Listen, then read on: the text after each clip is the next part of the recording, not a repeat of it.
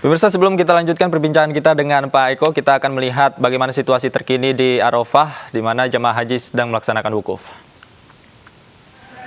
Ini adalah suasana terkini di Masjid Namirah sebagai pusat khotbah satu-satunya yang dilaksanakan di Arafah. Kita lihat jamaah beribadah, selain berzikir juga jamaah membaca Al-Quran, menghabiskan waktu sampai saat maghrib atau sore nanti waktu Saudi Arabia.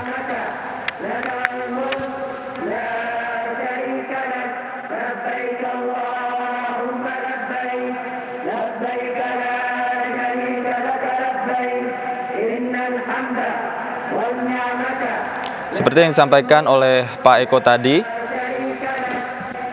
menurut Kementerian Haji Saudi, yang terdata melaksanakan ibadah haji pada tahun ini hanya 1.000 orang saja.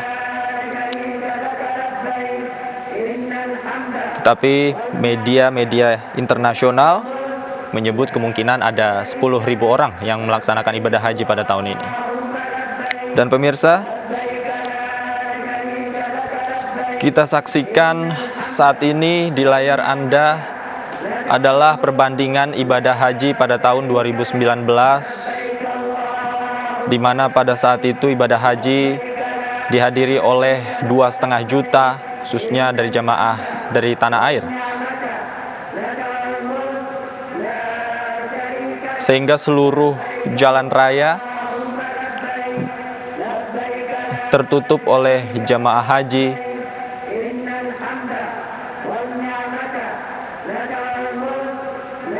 Di perjalanan jamaah haji biasa mampir ke Jabal Rahmah. Dan di sebelah kanan Anda adalah situasi terkini di Arafah. Kita bisa lihat perbandingannya pemirsa, jika di tahun 2019 jamaah penuh padat, kita bisa bandingkan dengan situasi terkini di Arafah yang dibatasi hanya 10.000 orang saja.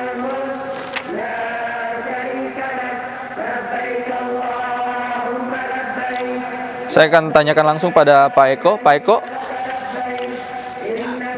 Eko, Anda sebagai orang yang ada di sana kemudian melihat situasi ini dan perkembangan ibadah haji di sana, melihat perbandingan antara wukuf pada tahun ini dan dibandingkan pada tahun 2019, Anda melihatnya seperti apa, Pak Eko?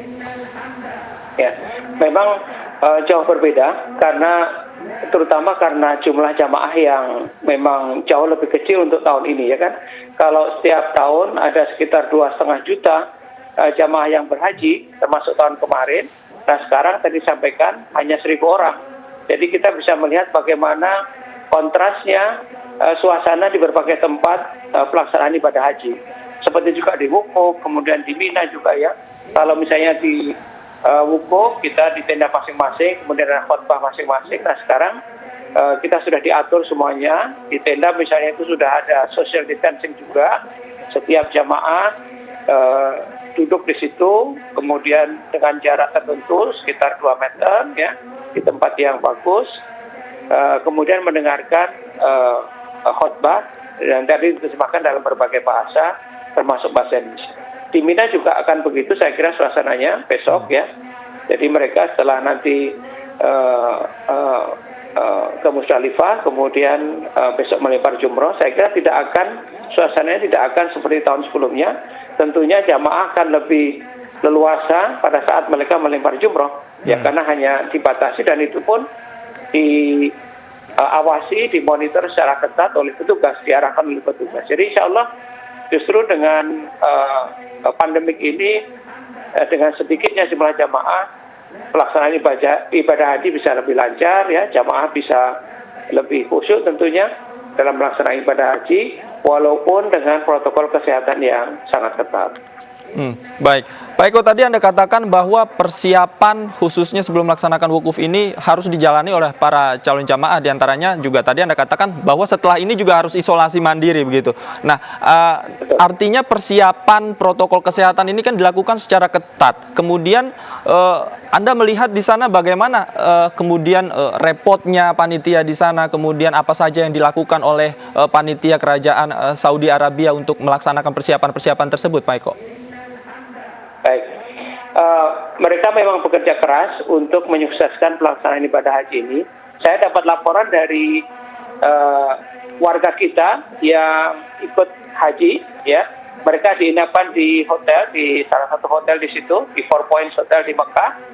Apa saja kebutuhan mereka akan dipenuhi, mulai dari makanan, minuman, suplemen, minuman suplemen dan sebagainya, semuanya dipenuhi. Termasuk juga cek kesehatan, perjalanan mereka ya dari hotel ke Masjidil Haram, semuanya juga diatur dengan sangat rapi, sangat ketat.